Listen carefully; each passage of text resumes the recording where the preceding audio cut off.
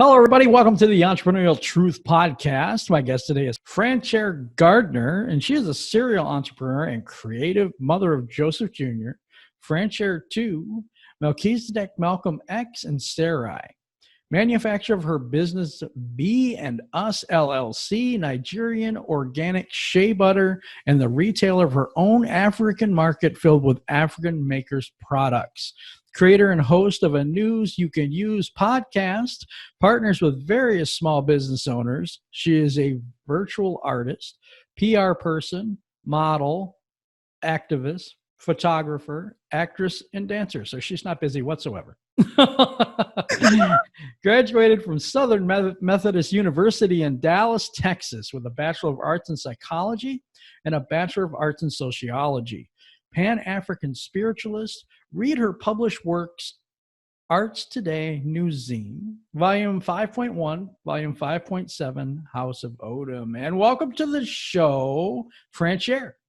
Thank you so much for having me, Jim. It's an honor. I appreciate you inviting me to be on the show. Oh, it's awesome. I just love getting to know new people and good people, and we need more good people in this world. I really believe that, especially with the times that we're going through right now.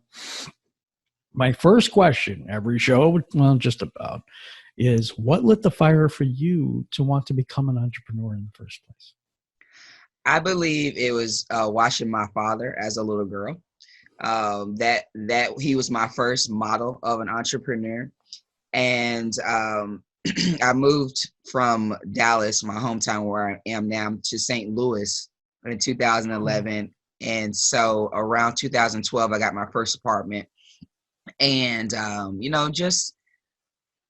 just wanted to have something of my own. I wanted to have my own time. I wanted to leave a legacy for my four children. So that really was the start of it. The reason, that's my why. That's your why. I love that. When you were on your journey, or when you were starting out, was there anything either internal or external that held you back?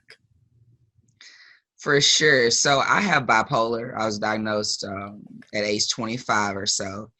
And I spent most of my adult life not medicated, right? So I just started, really getting serious about it because I was in denial. What's crazy is I have a degree in psychology, so I know all about it. But I didn't want to have that for myself. So that has been my biggest struggle. And, it's still current. I still, have to fight, because what happens is I'm unable to concentrate. I have racing thoughts. Yep. I understand. So I think that's why I'm a serial entrepreneur, because I come up with all of these ideas. I'm a funnel of all these ideas and visions, and I want to get all of it done. But it's impossible, to do all of it and be great at all of it. So that, I would say, is my biggest, obstacle as being an entrepreneur, just being able to stay focused, How are you overcoming that, or how did you overcome that? I had a counselor. I first started going to a counselor. And we talked about it. And like I said, I got a degree in psychology, so I already knew about it. So all of the things that I was doing was evident that I had bipolar. My extreme mood swings. Sometimes I'm happy, next minute I'm depressed. I can't get out of bed. And so talked to the counselor, and then finally I enlisted the help of a psychiatrist, because the counselor could not prescribe me any medications. And so I finally went to a psychiatrist 2 summers ago, and got that script. I had to get the prescription. Yep. I didn't want to. I like being more holistic, and I didn't want to take medications. And I was on medications when I was 25, and I was a zombie, Jim. I was a zombie. The medications had me zombie out. And so that was kind of the reason why 10 years later, I didn't really want to be back on medications, but we found the right one. Now that I've moved to Texas, I went on and found another psychiatrist, and I'm back on meds. Now, I'm going to tell you this. I went to get this medicine. It's called Atuda from Walgreens. They said $1,000 for 30 pills. I was like, Oh no, where's my doctorate? She's got to find me something else. So I've started a new prescription, and it's working better. You know, I can see that it's helping me because I'm able to focus. Because telling you, Jim, without these medications, outside of 45 minutes, my attention is gone. Like I'm on something else. Like I can't sit here and do my work. I can't do any of that because I can't focus. I just really have a hard time. So, but it's gotten a lot better. I really understand that. I have ADHD, and it's difficult for me to do one project at a time. So I'm building websites, and I do 3 podcasts, and I mentor people, and so I get what you're saying. I really do. I really understand. So what are you doing now? I mean, what are you really into? What's your passion right now? Right now I pivoted. I was doing like deliveries and stuff. So I was, when COVID and coronavirus first started, I was out delivering people's food, Grubhub, DoorDash, all of that jazz, right? And also I was doing Instacart, which is, you actually go shop and buy people's groceries and then deliver it to them. Nice. So that's what I was doing 2 months ago. That's what I was spending most of my time doing, and publishing, interviewing people for my podcast, right? Mm-hmm. And I got hired. Well, I had my resume on Career Builder. It's still on there, and so an insurance company reached out to me. They recruited me and asked if I wanted to, have an interview. So I did that 2 months ago, but I still wasn't focused, right? I wasn't on my meds. And so I was, even though I got hired and everything, I wasn't focusing on it, right? I was still doing the deliveries. 2 weeks ago, I decided like, okay, if I'm going to be putting myself on the line out here, in the world with this coronavirus, I need to be doing something really top notch. I need to be doing something that I'm passionate about, that means a lot to me, because other than I need to stop wasting my time for $40. That's what I have to tell myself. Mm-hmm. I agree with that. Mm-hmm. So I got with it. I was still doing the calls, but I wasn't really active. So I learned my script. There was a script that I needed to learn so that I could start setting up appointments so I could protect families. So I have gotten back. I got my Texas insurance license, and I've gotten back into the insurance industry, where I'm now protecting families. And my company, the leaders were already, ahead of the game. They had started preparing us to start doing virtual appointments, like how we're doing on Zoom, and calls instead of going into people's homes. But if, there are a lot of my team members that are still going into people's homes, I have chosen to just do virtual meetings. And so once I got started, I set up about eight appointments. I bought 70 leads here in Texas, and I made those calls in 2 days. And I set up about 8 appointments. And 2 days ago, I wrote my first piece of business, protecting families. So that's where I'm at right now. I'm protecting families through living benefits and accidental death, and recording my podcast. That's really all I've been focused on. I'm back home in Texas with my mom, and I'm taking care of her as well, making sure that she has everything she needs, and just being a support to her. I'd been gone for 8 years. So she, it turned out she really didn't need me here. I'm the only living daughter. And so it's been a real blessing to be here with mom, and, making sure she has what she needs, eating her good home cooking. And that's what I've been up to. Do you have, so you're protecting families. Can you explain that a little bit more about what you offer, what your services are? Yes, sir. So what that basically means is I'm an insurance agent. And I am making sure people have, if you own a home, I'm making sure that if you die, but not only if you die, but if you had an accident, or if you live after having a heart attack, cancer, or stroke, that your mortgage gets paid. So that's something people need.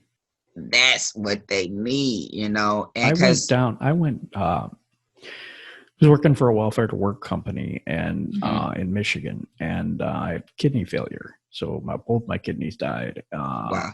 So I instantly went into this whole big thing, 3.5 years on dialysis. And so the whole world kind of changed, and people, you don't know what you don't know. So you don't know when something's going to happen to you. And believe me, I wish I would have had more protection than I did at the time. So, like I said, this is a life-altering thing. Mm-hmm. You know? Yes, and I know that from experience. So it's like I really understand what you're doing, and I really appreciate it.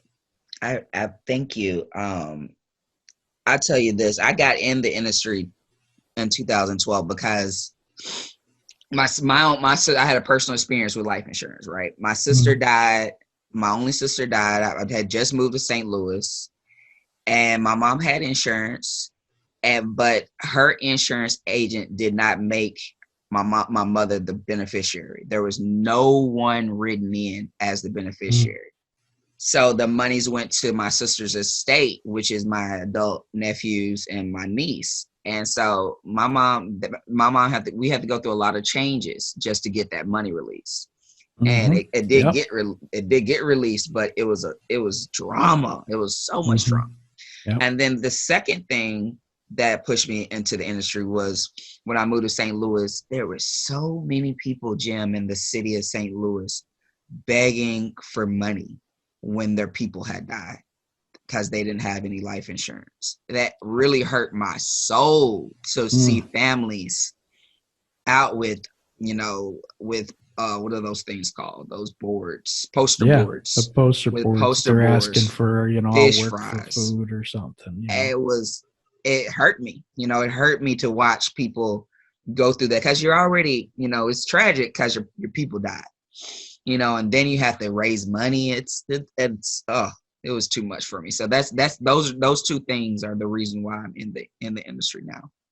So a lot of what you do it would be basically education, I would believe, on what you offer and how it benefits people, because people are a little standoffish with insurance because most people, I think, they believe they're going to live forever, they're invincible or something like that, because they don't really take care of that part of life, right? I agree. It is. I was just literally just said that. That's what I love about it, is the education factor, because you don't know what you don't know, right? Right. So it's been a pleasure, to be able to educate people, because when a family, because last summer a family called me. She said, well, my dad died.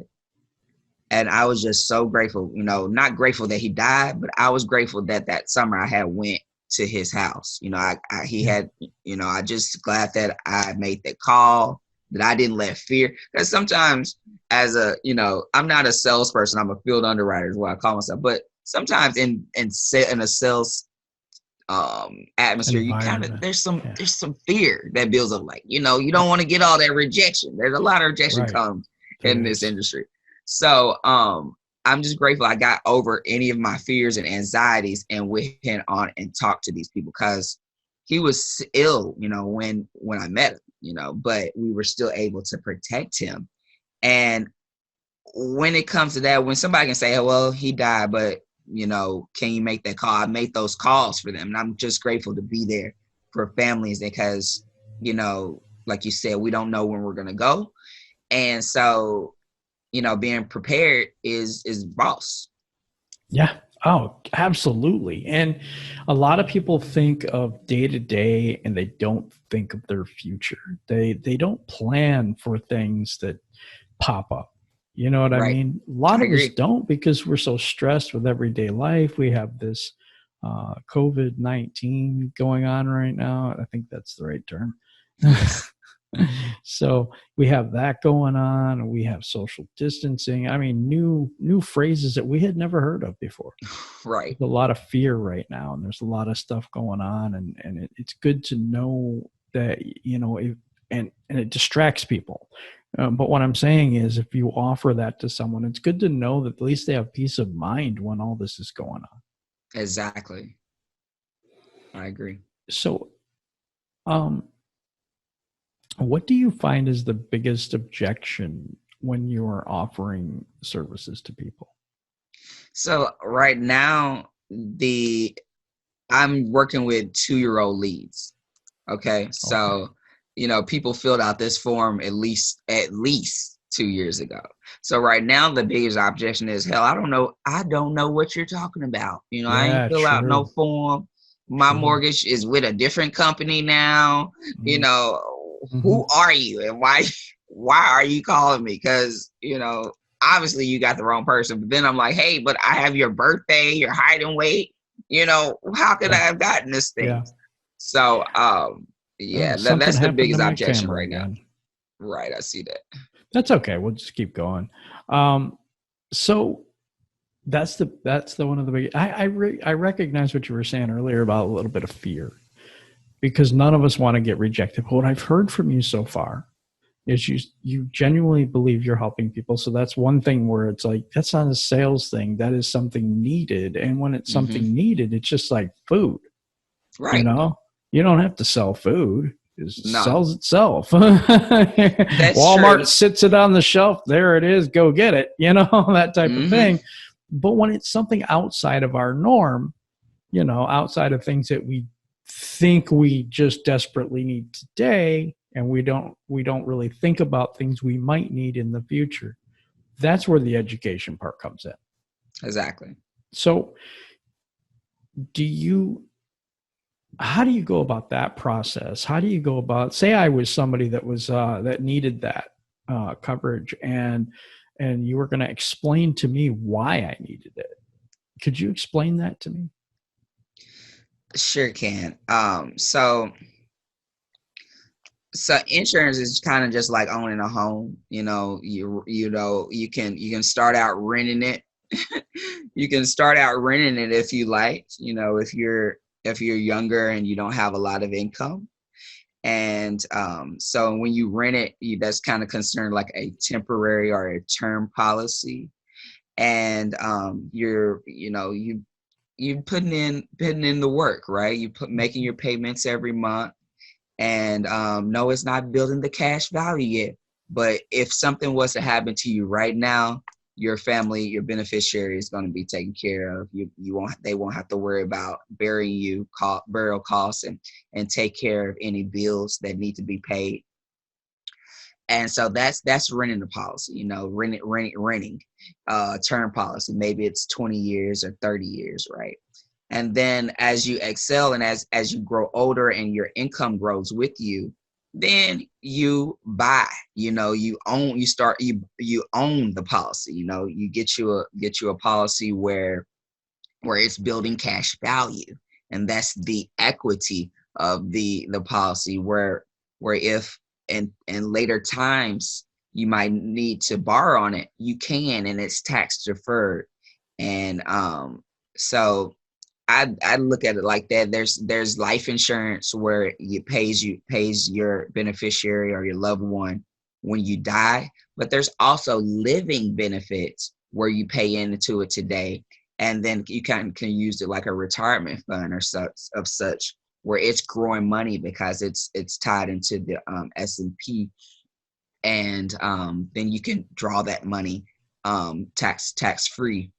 So that's how I would explain it. Basically, it's just something that's gonna help you in the end. We're always kind of, I believe that we're always thinking about our families, and this is just a form of just thinking about your family, making sure that hey, if you own a home, you own cars, when you die, your family member doesn't have to worry about going to work so soon. If you leave them 2-3 years of your income, then they don't have to rush out of the house, or they don't have to be bugged by the mortgage man who's coming, because you've not working because you're grieving. But now you have something that you can have some peace of mind. Life insurance gives you and your family peace of mind, is how I look at it. I agree with that. I also think it's a personal responsibility issue too. I think that you need to, because if you do pass and you have bills and all kinds of things, and it's pretty expensive for funerals these days. I mean, It there's is. a lot to it. I mean, people don't realize how expensive that really is. And to place that burden on someone else that may or may not have the money to be able to do that, I don't even think that's responsible as a human being. I agree with that. I agree. And I didn't know how expensive it was either. You know, I know the stats. You know, I think in Missouri the average funeral was almost about 13,000. Yeah. I'm not sure what the average funeral is in Texas, but when we buried my sister in 2011, it cost $1,000 just to break ground. Yep. Just to break the ground. And so ground. it was about 15,000. It cost us about 15,000 because my mom wanted everything nice. Mm-hmm. You know, we didn't get the cheap stuff. Right. And so it costs, and it may even cost from anywhere from 3,000 to 9,000 just to cremate you. Yeah. So there is a big expense in that, for sure. And it's a thing where, do you want to leave that responsibility for someone who may not be able to pay that price? Exactly. And take care of them people when you're gone, just like you want to take care of them now. So exactly. I know that everything is crazy right now, and there's bills to pay, and some people are home and they're having a hard time financially and stuff like this. And life insurance isn't really all that expensive, is it? It's not. And what we do with my company, and that I'm proud of, is that we make sure that it's in your budget. You know, because it's not about me getting paid. Yes, I'm going to get paid, but it's not about me right now. Right now is making sure you're going to get a plan that is in your range, that's in your budget. I don't want anybody getting a high dollar policy just so I can get the advance. I want people to get what they can afford, because if you get an expensive policy, then what good is it if you're not going to keep it in 10 years? Like, what good is it if you're not going to be able to afford it, you know? So we always give our clients 3 choices. And the range is, you know, from high, mid to low, you know, so it's very affordable. It's very affordable. And I will say this, the younger you start these policies and these plans, the least expensive they are, because we're at our healthiest when we're younger. You know, as we age, our health declines, and that's also true. Reason. I know from experience. No, I'm just kidding. Yeah, me too, Jim. I'll be 40 this summer, but I have so many aches and pains. You know, so I'm 50 right now. Yeah, so I got 10 more years of that, but yeah. I'm sorry. I know. So it is. It's a responsibility one way. The other thing I find funny is I would say like car salesmen, insurance salesmen, people like that, people who earn money off commission. They're always like, oh, salespeople and all this stuff. But you go to the grocer at Walmart, you're not going to roll your eyes at them, but they're getting paid just to sell stuff to you too. I mean, you know, the person at Best Buy, you know, you don't get upset with them. Well, I mean, I guess some people do, but I don't know. There's just such a stigma on that type of thing. And it's like, you know, I don't think people should work for free. I don't believe in that at all. So, you know, I just wanted to get that out there, because there's a lot of times that people think that. It drives me kind of crazy, to be honest. Yeah, so, I mean, like we went over there, funerals are very expensive. Now let's go over some other things. How about you leave behind bills like car payments and mortgages? How does that work? Does that, when you die, where does that go? What happens? Shoot, those bills still keep coming in. But to who? To the family member that's left. Yes, because exactly. I still get my mom. My mom's been living here for 15 years, and my sister isn't getting any bills, but there is still like she used to have some published, you know. Mail in. Yeah. So there's still magazines still coming to us. You know, they're still trying to sell to my sister, and she's been gone for years. But I mean, I was more saying about the bills that are left to somebody else. So we were talking about the funeral costs and how it's our responsibility to take care of that when we're alive, not because we can't do it when you're dead. I'm sorry. Yeah, right. But I'm also talking about like car payments and mortgages and things that would be left behind by the person that died. And is that also a responsibility of them? Does that pass on to a child or a parent or something like that we would have to take care of that as well? Most definitely. They don't, your bills don't get wiped out when you die. People still want to get paid, and that's my whole point. And providing mortgage protection and education, because those bills are still left. You still have to pay them, like either the spouse or whoever is going to be left responsible for the deceased things. Those bills still need to have to get paid, unless you plan on allowing it to be repossessed or foreclosed. Yep. And like I said, folks, it's kind of a thing where you really need to take personal responsibility. And you say you care about your loved ones and you do anything for them. And this is an easy way to help them to avoid a financial crisis after you die. And Sure. I really recommend that you would check out, Frenchaire and what she has to offer, because it's a sensitive topic. Yeah, it is. It's not easy to talk about when we die or when we're going to leave this place, but it's reality, and we need to prepare for that. And I think that's very important. I agree. So how can people get a hold of you? Cool. That are interested. People can call me. My number is 314-690-8765. That's one way. I'm very social. You can hit me on my Instagram or Facebook pages. Instagram, it's at Frenchaire, my name, FRENCHAIRE.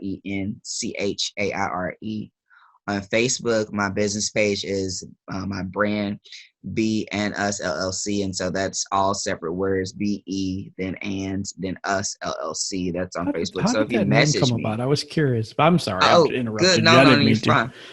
You're fine. So one day I was with my ex, and we were just talking. He owns a bunch of properties, so I was just talking about ideas for business. And so I was telling him how I wanted to design a t-shirt brand that was about BE, like being yourself. I wanted to do a brand that was just like had t-shirts that said be on it and just be yourself, that's all of that. And then he was like, okay, well, cool. I'd like to do a us t-shirt line, us, US. Right. And so a few years later, I put all of that together, because I feel like if we are every individual is being our best selves, then we're going to touch the people who we are designed in the plan, and from the foundations from back in the day, we're going to touch those people that we need to touch. And together, we can create and build our dreams. I feel like that we're better when we work together. And so that's how I came up with the brand. I just put it all together. And but that was from a conversation I had with my ex-boyfriend, and I just put it all together. That's cool. I just didn't know. So I'm curious. That's why I asked. I appreciate that. If you guys out there listening to the video, sometimes, you know what, it's not our fault. We just don't know sometimes. And we let life get to us, and everyday stresses and the bills today and the groceries we got to get and the errands we have to run, the things that we have to do. And we let that get into our brain, and basically we live day to day. And we don't plan for our future. And it's not your fault. A lot of people do that. But now that you know, now it's your responsibility. So if you need to get life insurance, if you need to protect the people that you love, and you need to protect, people from a financial situation when you leave this earth, then you can get a hold of Frenchaire. The all the information will be in the description below, and for our people on Spotify, iHeartRadio, it will be in the show notes. So just look that information up and get a hold of her, and she can take care of you and really explain, what you need and what kind of coverage you need and the things that will benefit you and help you protect your family. Yes. It was a pleasure having you on today. I really appreciate you being here with me. I think that we covered a topic that is difficult for people to talk about. I really do. What do you think about that? I'm not quite done yet. I'm going through some things about it. I'm grateful, Jim, because this is an important topic to me. Like I said, that experience with my sister really hurt me. I don't want anybody to experience that. And, even in my family, I was just telling my sister, I said, we need to get Dad some life insurance. I don't know. I was fussing. I was like, I can't believe I've been in business 8 years and y'all have done nothing. Now he's sick. He's sick now. And it's like, so I'm just grateful that we are having these conversations. And I think that it's a conversation that should be had with families and peers and groups and networking groups, because it's too important to just stay silent about. And I just think it's very important. Also, while we're on this topic, I would just want to say that I'm hiring as well. So if you are a giver and you love connecting with people, we are hiring for part-time positions, here in the United States in general. So definitely reach out to me if you're interested in the opportunity as well. Wow, that's amazing. At this day and age, where so many people are laid off, when so many people can't get to a job right now, they're kind of worried about what's going to happen. Maybe you can start a new career part-time and call Frenchaire and she'll set you up, hook you up. Yeah, That's right. Help you out, because these are really strange times we're living in. For real. If you can do something from home right now, that's the best thing you can do. And who knows, you might be able to make a new career out of that for yourself and make income for your family and protect other families along the way. I think it's a really good thing of what you're offering. And I also think it's a good thing of offering jobs at this point in time, because goodness gracious, do we need that? Right. I agree. Yeah, I'm still making money, Jim. Oh yeah, me too. I do it online, so I've been doing just fine right now. We stay indoors and do what we got to do until this thing passes a year from now. Oh, did I say that? I'm sorry. Yeah. But it's been a pleasure having you on. Everybody, if you could hit the like button for this video, you could subscribe to the channel. If you're on Spotify, follow us. If you're on iHeartRadio, follow us. And whatever you do with iTunes, I don't really know. But everybody, you have a wonderful day, and we will talk to you next time.